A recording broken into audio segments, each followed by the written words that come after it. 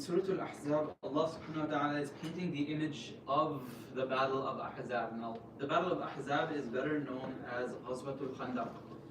Ahzab means the groups, the confederates, the armies, right? أَلَا إِنَّ حِزْبُ اللَّهِ هُمُ الْمُفْلِحُونَ. Indeed, the group of Allah is the one that are successful. These are the Ahzab, and the Ahzab are referring to the life the time in the life of the Prophet sallallahu alaihi wasallam, where he goes to Medina, and it is differed on whether it is 5th, 6th, or even 7th year of the Madani period that this war actually happened. But it happens midway through that Madani period, and the people of Medina, the Muhajirin and Ansar, are not yet equipped to deal with the enemies coming at them. We are talking about the Quraysh all coming at them at once. We are talking about the surrounding tribes coming at them all at once.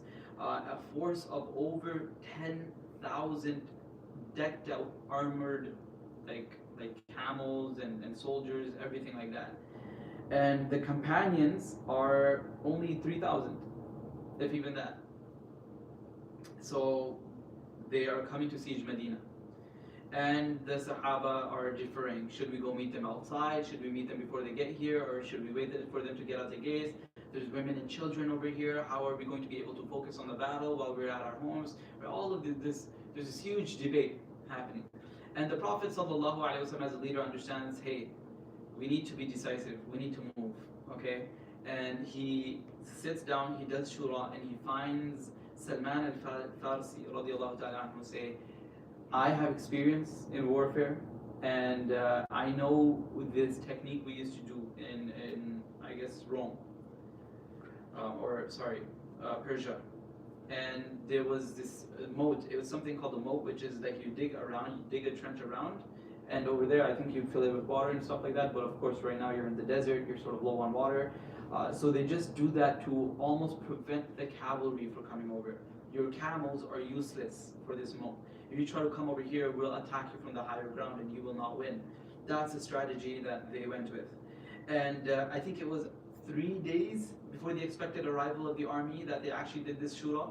So they come to a conclusion and they're like checking I know they don't have watches, but metaphorically speaking, check the watches, and they're like, we have an entire city to dig a moat around within less than 3 days. Look at the time urgency right now.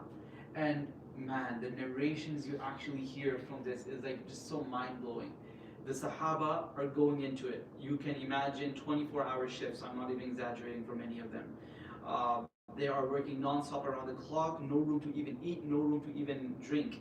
Some of them, especially close to the battle time, would say we couldn't even go to the washroom. All right, we're like literally holding it in, doing the work, because of how every second, like they felt it. They felt the criticality in the moment that every single strike you do on the ground might just make the difference of whether or not all of us survive or all of us fall. And so they're pushing that, they're driving that. And of course, you know, the emotions and stuff like that are high in the beginning, but once you're like 3 hours into it and your body's giving out and your back is like feeling sore, you're all of a sudden like, hey man, is this really gonna work out, right? And so people might start slowing down and, you know, forget 1 strike, forget 2 strikes, maybe 10 strikes are down now all of a sudden. And the criticality of the moment is being lost. And so they had to find a way in order for them to motivate each other to continue this act. And this is where you see that famous, what do you call it, poem. It was, I forget, it was, what's his name? Something Ibn Haritha. Is that? No, not Zayd ibn Harith. It was a different one. And he was a poet. Zayd ibn Thabit, sorry. Yeah, Zayd ibn Thabit, radiallahu ta'ala. That comes up with the poem, Allahumma lawla anta mahtadayna wa la tasaddaqna wa la salayna. So he comes up with elaborate poetry that, hey guys, remember, all right, remember when, like the type of people we were. Where were we in a position? We were worse than dead. You're worried about death right now? You're worried about an army wiping us right now? We were worse than dead. Allahumma lawla anta mahtadayna. Oh Allah, if it weren't for you, we wouldn't have been guided. وَلَا تَصَدَّقْنَا وَلَا صَلَيْنَا. We wouldn't be people that are giving charity, that are in service to other people. وَلَا صَلَيْنَا, and we would never pray to you. That was the type of people we were in. Look at where we are right now. Alright? So this poem becomes kind of like a revitalizer for all of the Sahaba. And this was like sort of the hallmark. This is what they remember it as. Whenever that poem comes up, it's like immediately connected to Khandaq. That this is where we used to recite this poem. and he used to push them, and they actually went around and they finished the entirety of the trench. And the battle commenced, and Allah subhanahu wa ta'ala is narrating what happened during the battle. You thought that was the test? You thought that back-breaking labor was going to get you guys down? Wait, look what's coming. Ya ayyuhalladhina amanu dhkuru ni'matallahi alaykum idh ja'atkum junud. O you who believe, remember Allah's favor upon you when the army came. فَأَرْسَلْنَا عَلَيْهِمْ رِيحًا وَجُنُودًا لَمْ تَرَوْهَا. And we sent upon them winds, and we sent upon them armies where they couldn't even look from. Alright, so this is talking about the circumstantial favoring that Allah subhanahu wa ta'ala gave them. Because one side, by the way, when I said mode, I don't mean by all four corners. One entire area or direction of Medina was inaccessible. It was completely rocky terrain. Like if a camel couldn't walk through it, it'll fall and it will die, essentially, because of how rocky and sharp and dangerous that terrain is. So they didn't even have to do it from that one side. And the winds would come and blow them to a certain direction, the armies and stuff like that. So like you could see they were already being favored by Allah subhanahu wa ta'ala. وَكَانَ اللَّهُ بِمَا تَعْمَلُونَ بَصِيرًا. And Allah was always watching over every single thing that you guys were doing. إِذْ جَاءُوكُم مِّن فَوْقِكُم وَمِنْ أَسْفَلَ مِنكُم وَإِذْ زَاغَتِ الْأَبْصَارُ. When the army actually got to you guys, and they're coming from on top of you, and they're coming from behind you, and then you're وَزَاغَتِ الْأَبْصَارُ. And you know when you get like really, really stressed out, you kind of lose focus for things, and you're just kind of like in a daze. So Allah subhanahu wa ta'ala is saying, زَاغَتِ الْأَبْصَارُ. You sort of got caught in a daze. وَبَلَغَتِ الْقُلُوبُ الْحَنَاجِرَ. And then your heart, like this is a metaphorical description, your heart came all the way up to your throats. وَتَظُنُّونَ بِاللَّهِ ظُنُونَ. And all of a sudden, you believers, he's talking about believers, he's not talking about the Muslims. We know the hypocrites were there amongst them. He's telling the believers, you were thinking about Allah things you should never think about. وَتَظُنُّونَ بِاللَّهِ ظُنُونَ. You were having terrible thoughts about Allah subhanahu wa ta'ala. هُنَالِكَ ابْتُلِيَ الْمُؤْمِنِينَ وَزُلْزِلُوا زِلْزَالًا شَدِيدًا. And just like that, we tested the believers amongst you, and we shook you like a violent shaking.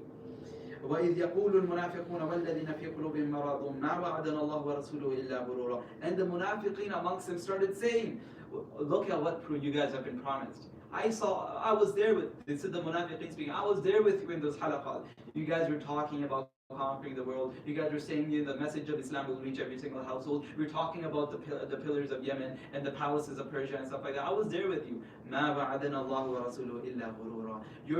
Your God and your messenger didn't promise you except deception. You guys are stupid. You guys are fools. You guys were all pumping each other up. Look at you guys now.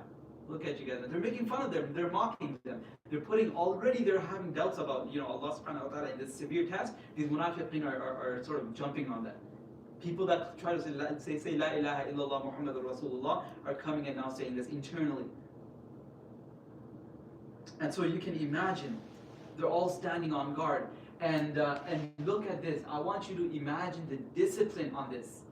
I believe it was Anas ibn Malik. No, it wouldn't have been Anas ibn Malik. It was one of the younger companions, all right, that was sent as a double agent to the people of, like, essentially the enemy's army, okay? Act like you're one of them, go over there and look at their plans. Look at their resources, see what they have, look at their scouts. Obviously they have tawakkul in Allah, but they're also taking the physical thing. They're sending spies over to evaluate what they have. And this companion started saying, when I went over there and I was given this order and command from the Prophet ﷺ, imagine, he's coming from the most intense situation ever that we saw the stuff that's happening right now. He's coming out of that situation and he goes to scout everything and he has a weapon on him, and he said he had the clearest line of sight ever to Abu Sufyan, the leader of the enemy army. He's like, I see him right there. Okay? And I know right now if I take my spear and I actually launch it at him, I'm killing him right here. I might be able to end this war right now. But guess what? He didn't do it. Why?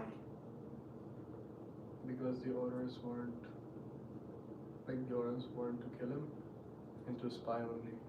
He was sent as a spy. He had strict command from the Prophet ﷺ. He had every material conviction that he needed to act on his own over there.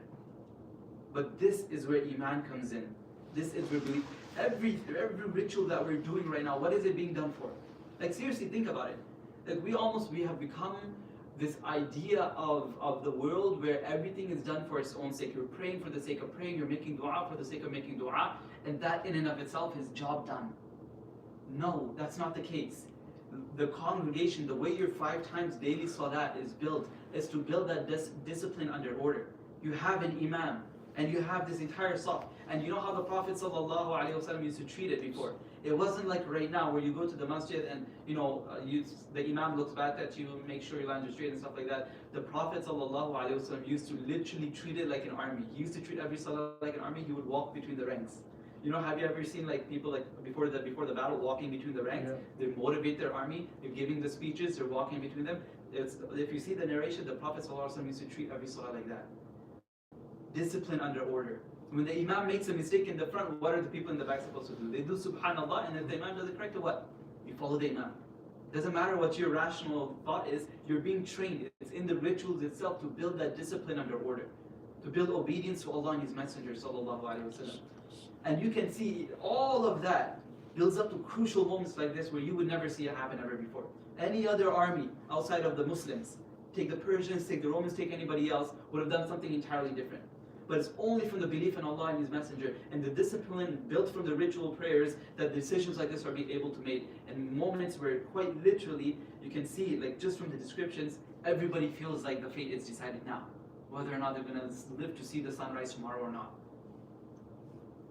So it's just incredible. You can see from these verses over here how even in the most severe moments, things that anybody would buckle under, the calmness, the focus, even in those circumstances, he could bring an end to all of that chaos that he experienced over there. And he's like, I have strict commands over here. I'm okay with going back over there, having my heart stuck out my throat again, and not knowing what to do, as long as I'm following the commands of the Prophet sallallahu alaihi wasallam. And in Ghazwa Uhud, when they acted on their own will, we see what There you happened. go. This is what it is. Like, subhanAllah, like once you start thinking of this like this, you start treating salah differently.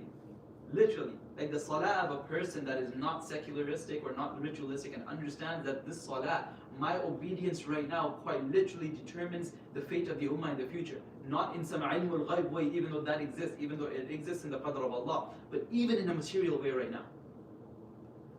You start treating your salah differently. You start treating your salah a lot more seriously. You have that foresight on the amount of lives at stake from your salah right now. Even though as the humans, we're like, inna al-insana khuliqa halu'a, human beings are created impatient, always thinking about the current moment. It is your iman and belief in Allah that gives you that future vision. Days are coming where I know this will matter more than ever before. And I need to start doing this right now. So, I could really go on and on and on talking about the lessons you can derive from these circumstances that happened during the Battle of Khandaq and the verses revealed to them in these moments, subhanAllah. But I think one of the biggest ones that we can take right now is the importance of a jama'ah, importance of understanding. When Umar ibn Khattab said, there's no Islam without jama'ah, and there's no jama'ah without obedience, and there's no obedience without a leader, he is talking about this. This is kind of the encapsulation of Islam that Umar ibn Khattab radiallahu ta'ala is giving, and these verses and the attitude of that Sahabi is a reminder to us on how important it is for us Muslims to not live our life ritualistically, to understand we are sent here with the mission to establish the deen of Allah. We understand now more than ever we are living during the end of times. We see the chaos happening around us, the filthy stuff coming out of the elites of this world. We see AI coming to dangerous degrees. We know what's coming in the future. Are you going to prepare for it? Are you going to understand the weight of the moment right now and fix yourself and treat your salah the way it's supposed to be treated? Are you going to be those who are distracted and heedless? May Allah subhanahu wa ta'ala protect us from that, and may Allah subhanahu wa ta'ala to be of those that are steadfast when these tests like these that inevitably will actually come to us, that we do not act like the munafiqeen. We have tawakkul in Allah subhanahu wa ta'ala, and we are able to do things that are in compliance to Him and what He commanded us. آمين يا رب العالمين وسبحانك اللهم وبحمدك ونشهد أن لا إله إلا أنت نستغفرك ونتوب إليك آمين يا رب العالمين.